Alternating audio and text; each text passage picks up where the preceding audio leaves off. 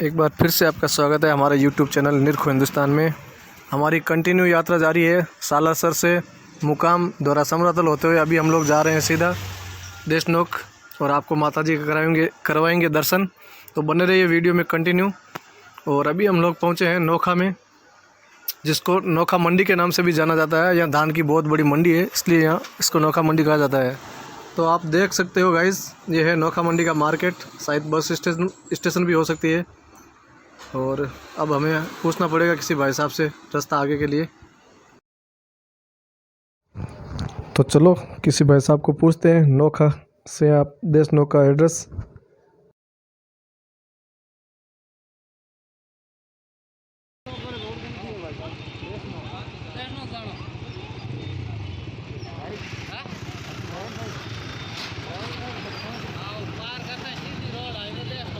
ठीक है, ठीक, धन्यवाद।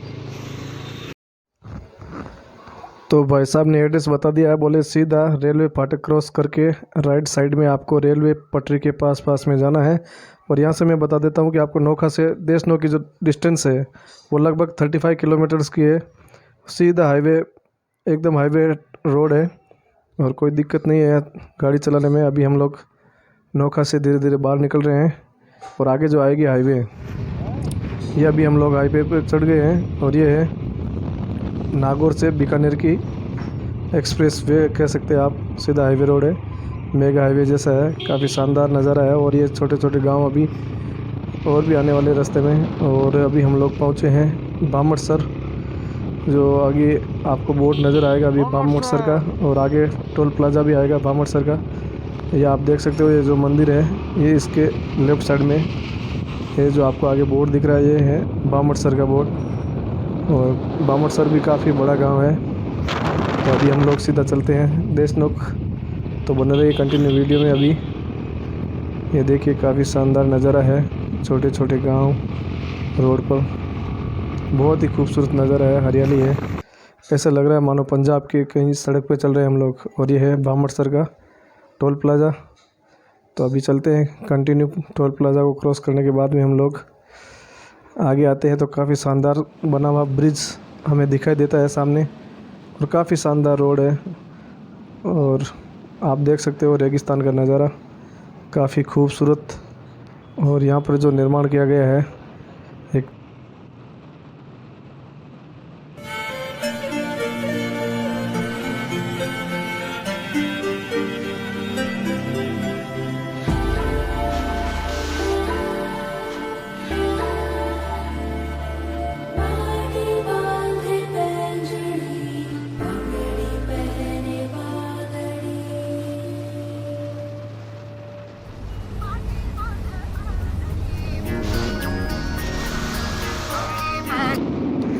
तो गाइस कुछ एक समय में हम लोग मंदिर के दर्शन करने वाले हैं। और मंदिर के ओरन में हम लोग पहुंच चुके हैं। आपको दिखाते हैं, डायरेक्ट मंदिर के दर्शन करवाते हैं। दूर से गुंबद दिखने वाला है। काफ़ी उत्साहित हूँ मैं मंदिर को देखने के लिए। ये देख सकते हो आप लाइव मंदिर का गुंबद। और अभी हमको कम से कम 4-5 किलोमीटर का अंतराल जाना पड़ेगा।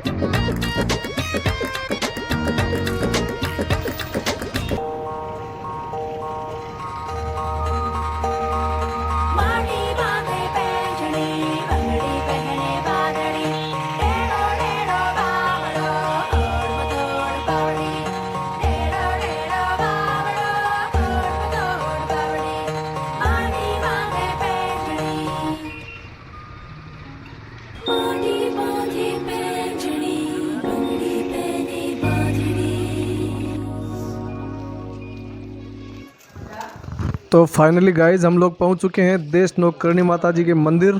और ये आप देख सकते हो सामने पिंक कलर का काफ़ी शानदार नज़ारा है मंदिर का। और हम टू व्हीलर लेके आए तो गाड़ी पार्किंग में लगा दी और मंदिर के अंदर प्रवेश कर रहे हैं हम लोग। और ये है मंदिर के सामने के भाग का जो ये पक्षियों के लिए दाना वगैरह डालते हैं इस साइड में, राइट साइड में। और ये है मुख्य द्वार जो मंदिर का है, मेन गेट बोल सकते हो। काफ़ी शानदार नज़ारा है।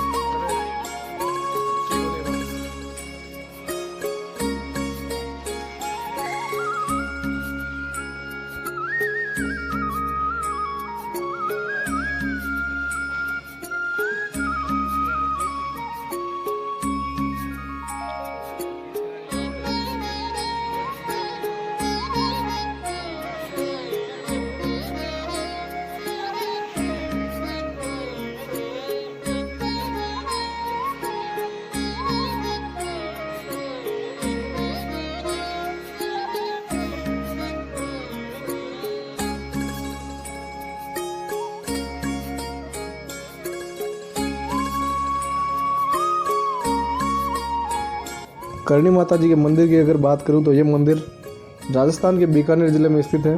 इसमें देवी करणी माता की मूर्ति स्थापित है। ये बीकानेर से लगभग 30 किलोमीटर दक्षिण दिशा में देशनोक में स्थित है। करणी माता जी का जन्म चारण क्षत्रिय कुल में हुआ था। ये मंदिर चूहा का मंदिर भी कहलाया जाता है। मंदिर में सफ़ेद चूहे का दर्शन मंगलकारी माना जाता है। इस पवित्र मंदिर में लगभग 20 से 25 हज़ार चूहे रहते हैं। करणी माता मंदिर हिंदू मान्यताओं के अनुसार शक्ति को समर्पित पवित्रतम हिंदू मंदिरों में से एक है। इस धार्मिक स्थल की आराध्य देवी करणी माता जी है, जो सामान्यतः डाढ़ाड़ी डोकरी और करणी जी महाराज के नाम से भी जाना जाता है।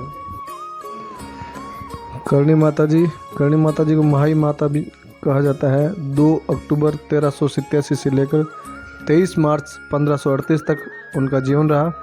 चारण जाति में पैदा हुई एक हिंदू योद्धा महिला हिंदू योद्धाओं की पूज्य देवी है। श्री करणी जी महाराज के रूप में भी जाना जाता है। उन्हें अनेक अनुयायियों द्वारा देवी हिंगलाज के अवतार के रूप में भी पूजा जाता है। ये बीकानेर और जोधपुर के शाही परिवारों की मुख्य देवी है। वह एक तपस्वी जीवन जीती थी और अपने जीवन काल के दौरान व्यापक रूप से पूजनीय थी।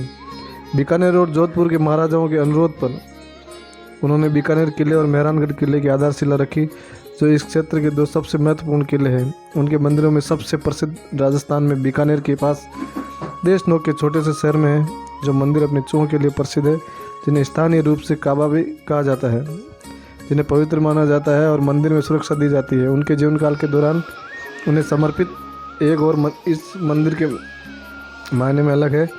इसमें उनकी कोई छवि या मूर्ति नहीं है, बल्कि उस स्थान पर उनकी यात्रा का प्रतीक एक पद चिन्ह है।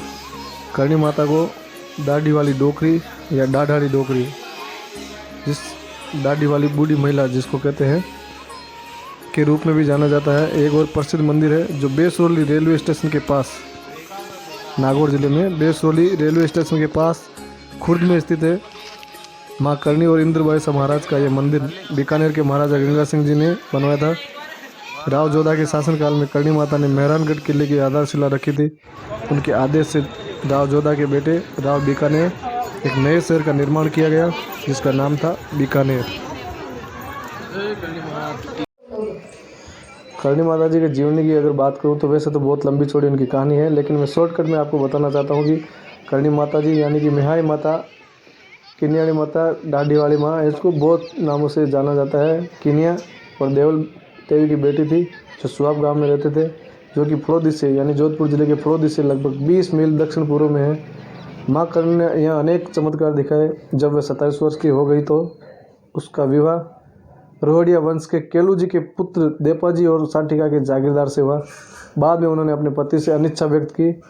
उसने केवल हिंदू परंपरा के लिए और अपने माता पिता की भावनाओं, विश्वासों और इच्छाओं के सम्मान में ही उनसे शादी की थी। उन्होंने देपाजी को समझा दिया कि आगे के जीवन में उनके बीच वैवाहिक संबंध नहीं रहेगा। वह देवी के अपने दिव्य अलौकिक रूप में प्रकट हुई। तब देपाजी ने उन्हें प्रणाम किया और उनके पैर छुए, जो उनके पति थे। जब वे साटिका के रास्ते में चल रहे थे, करणी जी ने उनकी छोटी बहन गुलाबबाई से शादी करने की व्यवस्था की।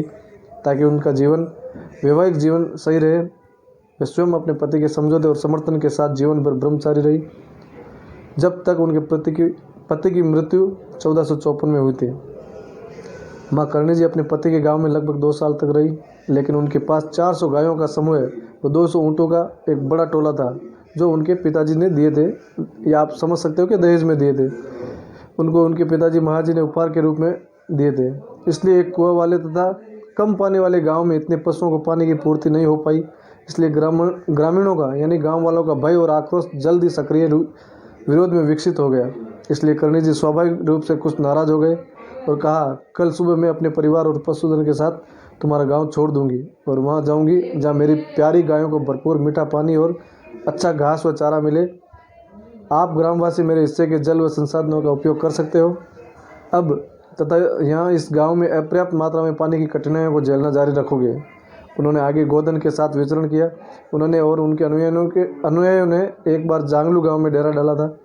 जांगलू के शासक राव कान्हा के एक नौकर ने करणी जी, उनके अनुयायियों और उनके मवेशियों को पानी पहुँच से वंचित कर दिया। करणी माता जी ने अपने अनुयायी चांदसर के राव रिद्धमल को राव कान्हा की मृत्यु के पश्चात जांगलू का नया शासक घोषित कर दिया।